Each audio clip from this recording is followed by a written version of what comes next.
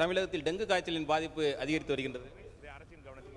ஜூலை 16ஆம் தேதி வரைக்கும் தமிழ்நாட்டில் வந்து 8963 கேஸு, குறிப்பாக நாமக்கல், திருவள்ளூர் மற்றும் தேனி மாவட்டத்தில் 3 இறப்புகள் பதிவாகியிருக்கிறது.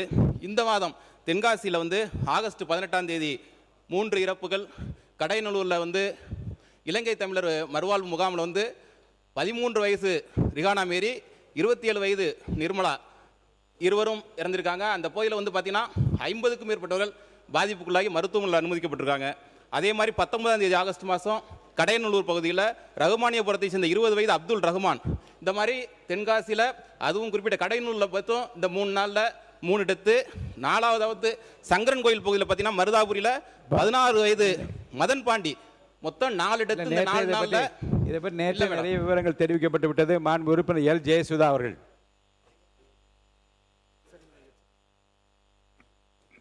மாண்புமிகு பேரவைத் தலைவர் அவர்களே, தமிழகத்தில் கிட்டத்தட்ட 14 லட்சம் மாற்றுத்திறனாளிகள் இருக்கின்றார்கள். அவர்களுக்கு வழங்கக்கூடிய இந்த பராமரிப்பு தொகையானது போதுமானதாக இல்லை. இந்த சமூகத்தால் பல அவமதிப்புகளுக்கு ஆளாகிறார்கள். அவர்களுக்கு வருவாய்த்துறை மூலம் 1500, மாற்றுத்திறனாளிகள் துறை மூலமாக 2000 ரூபாய் நாம் வழங்குகின்றோம். இது அவர்களுக்கு போதுமானதாக இல்லை. மற்ற மாநிலங்களை கம்பேர் பண்ணும்போது இது மிகவும் குறைவாக உள்ளது. குறைந்தபட்சம் 4000 ரூபாய் அனைத்து மாநிலங்களையும் வழங்குகிறார்கள். நம்முடைய மாண்புமிகு முதலமைச்சர் அவர்கள் கருணையோடு எங்களுக்கெல்லாம் கார் வழங்கியிருக்கின்றார். அதற்கு நன்றி கூறி, அதே மாதிரி மாற்றுத்திறனாளிகளுக்கு இந்த பராமரிப்பு தொகையை உறுதியாக அவர் கனிவுடன் அதிகப்படுத்தி கொடுப்பார் என்ற நம்பிக்கையோடு தங்கள் வாயிலாக மாண்புமிகு முதலமைச்சர் அவர்களுக்கு கனிவோடு இந்த கோரிக்கையை வைத்து நன்றியோடு அமர்கிறேன். நன்றி. 2026-27 ஆண்டுக்கான மானிய கோரிக்கை மீது விவாதம், வாக்கெடுப்போம். மானிய கோரிக்கையின் 53 சிறப்பு திட்ட செயலாக்கத்துறை மாண்பு இந்து சமய மற்றும் அறநிலையத்துறை அமைச்சர் அவர்கள்.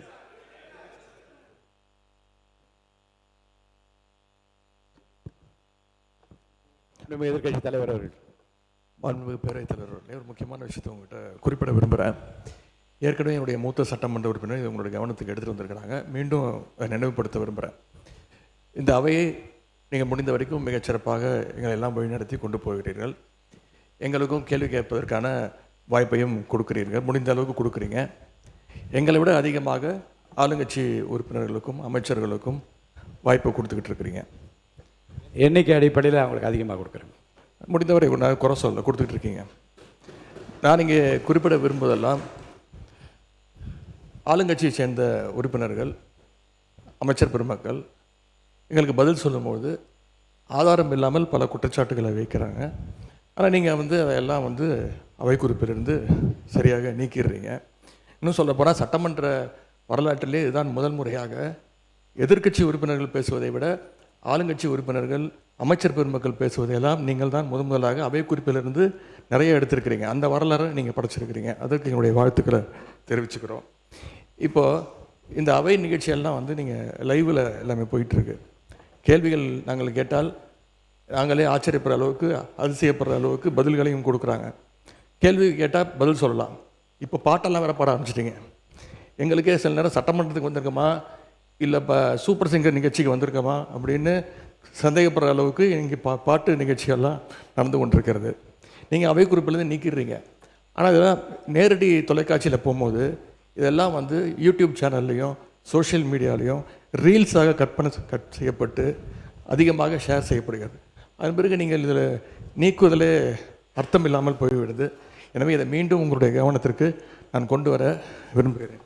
அதே மாதிரி இன்னொரு விஷயம், நேற்று முன்தினம் இந்த பேரவையில் பேசின நம்முடைய முதலமைச்சர் அவர்கள் தன்னுடைய டேபிளில் 3 ஃபைல்ஸ் இருப்பதாகவும் அந்த ஃபைல்ஸை அவர் திறந்து பார்க்க வச்சிடாதீங்க அப்படிங்கிற தோணியில் எங்களுடைய அரசை குற்றஞ்சாட்டுகின்ற வகையில் குறிப்பிட்டு பேசியிருக்கிறாரு.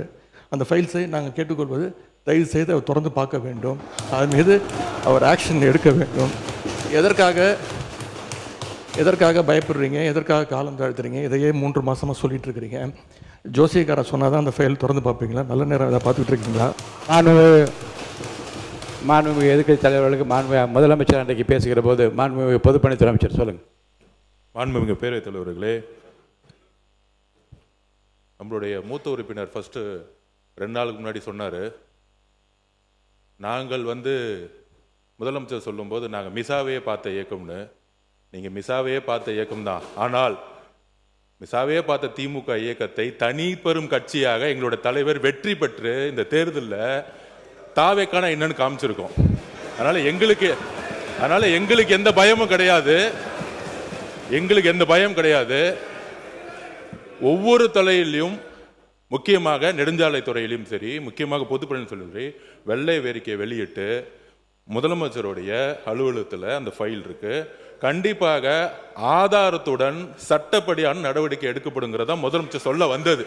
இதை யாரும் அவர் சொன்ன அர்த்தம் அன்னைக்கு அவைக்கு அவர் வரல. அது அவருடைய ப்ராப்ளம். அது அவைக்கு வராத பொழுது அவர் சொன்னார், மாண்புமிகு கொறடா சொன்னார், ஆதாரம் இருக்கா.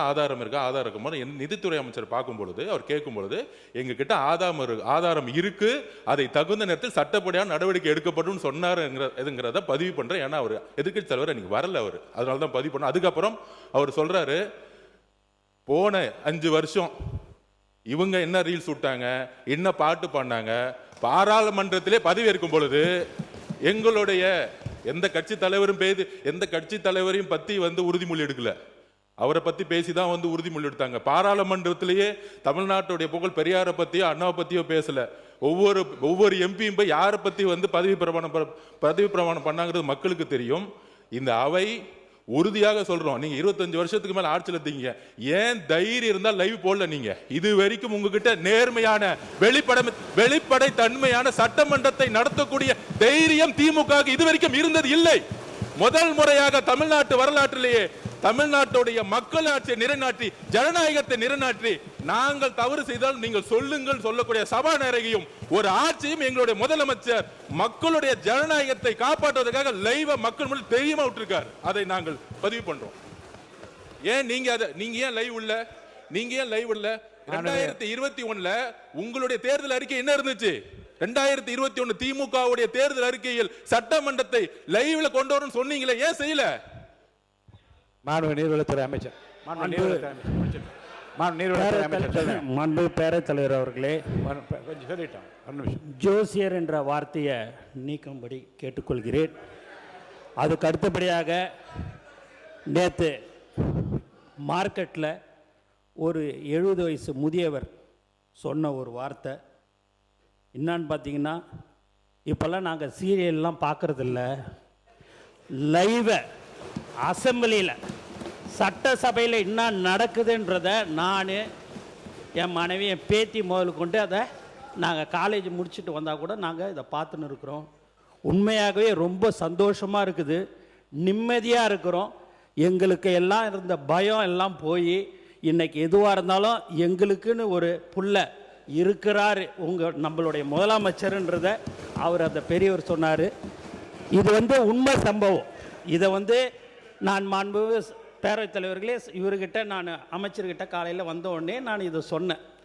ஆனால் திடீர் என்று எதிர்க்கட்சி தலைவர் இப்படி பேசினார். லைவை உண்மையாகவே தமிழ்நாடுல முதல்ல தைரியமாக எங்கள் தலைவர் தான் லைவ் அனுமதிச்சிருக்கிறார் என்பது இந்த நேரத்தில் தெரிவிச்சு. பிளே ஸ்டோர் மற்றும் ஆப் ஸ்டோரில் இருந்து பாலிமர் செயலியை QR கோடு மூலம் பதிவிறக்கம் செய்யுங்கள். செய்திகளை உடனுக்குடன் பெறுங்கள்.